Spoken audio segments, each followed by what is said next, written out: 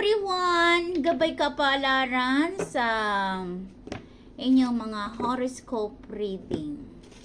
Tingnan natin kung ano ba ang pwede nyo mahakot sa inyong mga gabay kapalaran sa oras na ito.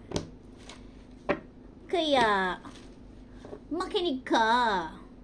Okay, here we go. Alright, tingnan natin kung ano ang pwede mong mahakot sa iyong gabay kapalaran. Okay, here we go. Okay. Ano nga ba ang nilalaman? Oh, okay.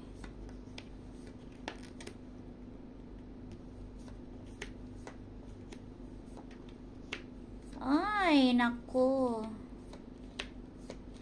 Ay, naku po. Okay, no, so dito, no, makakaranas ka nitong coming lately na ikaw ay magiging overthinking ka. So, dito makakaranas ka sa buhay mo na dito ay magmamahal ka ng 6 na beses or more than that. Or there's a possibility if ever na ito ay na broken hearted ka, yung pampitong pag-ibig mo, dito ka magiging okay. So, if ever na ito ay ginugusto mo rin magpatayo ka ng bahay, ginugusto mo makatapos ka ng pag-aaral, or meron kang ipag-aaral, yes, magiging okay. Kung ano man yung mga kalungkutan, or mga depression, or ikaw ay naguguluhan ka. So, dito yung mga burden ng buhay mo, na ito ay patapos na. If ever na ito hindi man naging maganda sa'yo yung the last year, no, nagkaroon ka ng hindi magandang sistema ng buhay mo. The last year, nag-start ito the month of March. Yung March mo, the last year, it was not good. So, dito may darling, agos ang kagandahan ng taon na ito. So, itong the month of October na to ay binibigyan ka ng pagkakataon na dito ay there is a new beginning. And if ever na ito ay ginugusto mo makapag-ipon ka, or meron kang something na gusto mong bilhin, or babayaran ito, yes, mariresolve mo daw ito.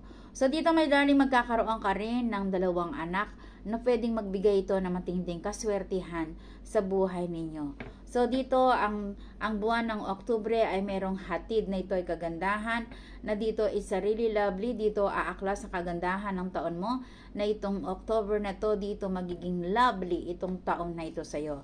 And if ever na ito meron kang hinihintay na travel, yes, or new beginning ito, or if ever na ito ginugusto mong talagang meron kang gusto mong nang ipaayos, or magpatayo ka ng bahay, meron kang uumpisahan na plano na ito ay gagastusin mo, yes, magiging okay, at merong celebration na magaganap sa inyong pamamahay.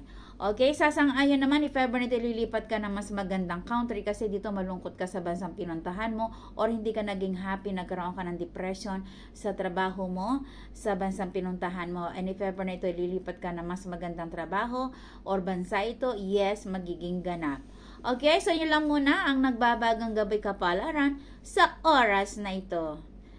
Thank you sa panonood and goodbye!